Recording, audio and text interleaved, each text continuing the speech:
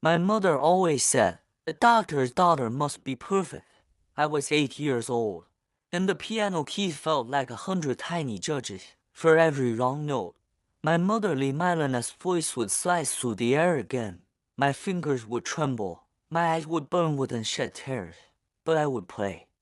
Again and again, in the doorway, my father would stand, a silent, hopeless shadow.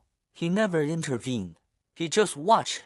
Years later, I was 16 and discovered a love for drawing. I wanted to join the school art club, but my mother declared it a waste of time. Focus on your studies, she commanded. It was my younger sister, Xiaoling, who became my co-conspirator. She was only 10, but she slipped me a sketchbook and a pencil, whispering, "Draw when mom's not looking. I'll keep watch." That small act of defiance was our secret bond, a little world we built away from our mother's control. It was our secret, until Xiaoling decided she didn't want to hide anymore. She was 18 when she dropped the bomb. She was dropping out of college to become an artist. My mother exploded. "You're throwing your life away." Xiaoling, brave and fiery, shot back, "I'd rather be a failed artist than a successful puppet." She stormed out, my father scrambling after her, calling her name. I was left alone in the living room, comforting my sobbing mother. I became the good daughter, Xiaoling became the free one. Even now, I still don't know who made the better choice. Returning home always felt like stepping back in time. My husband Jiming and I pulled up to my parents' apartment, a modest but tidy place that hummed with a familiar tension. My father, Su and Hui, greeted us at the door, pulling us both into a massive, warm hug.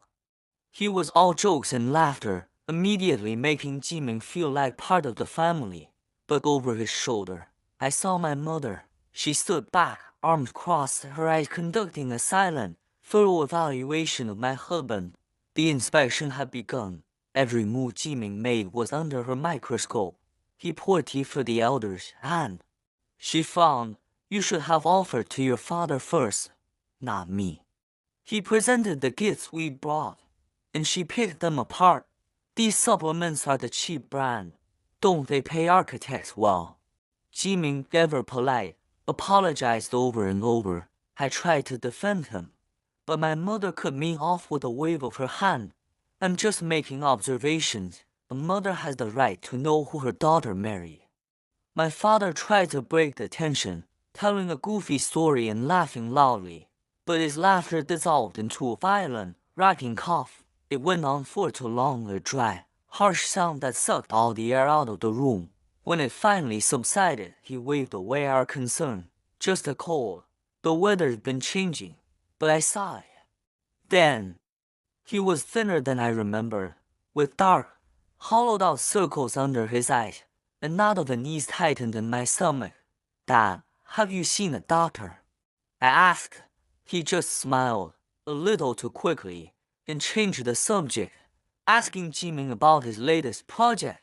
The doorbell rang, and my sister Xiaoling blew in like a storm, her hair a shock of purple, her clothes splattered with paint. My mother's lips thinned instantly. "You couldn't even dress properly for your sister's visit." Xiaoling ignored her, wrapping me in a tight hug. As our parents descended on Jiming again, questioning his family history and career prospects, Xiaoling pulled me toward the kitchen. Her voice was a low, urgent whisper. "Something's wrong with Dad," she said.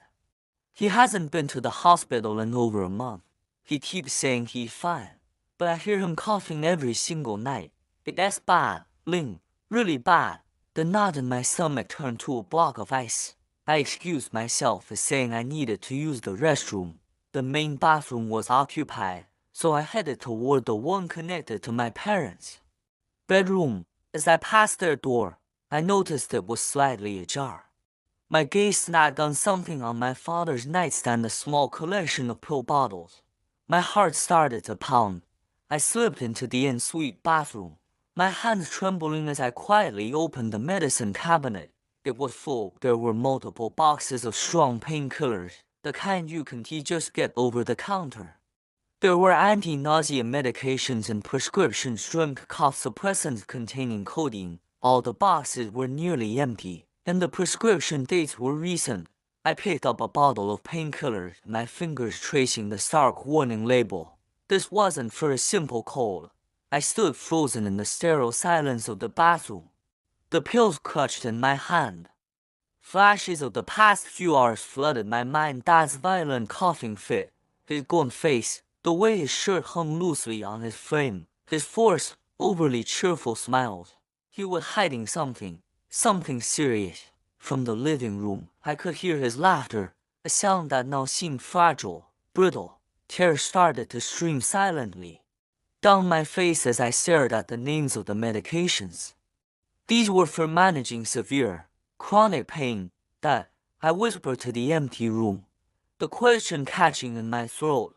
What are you not telling us?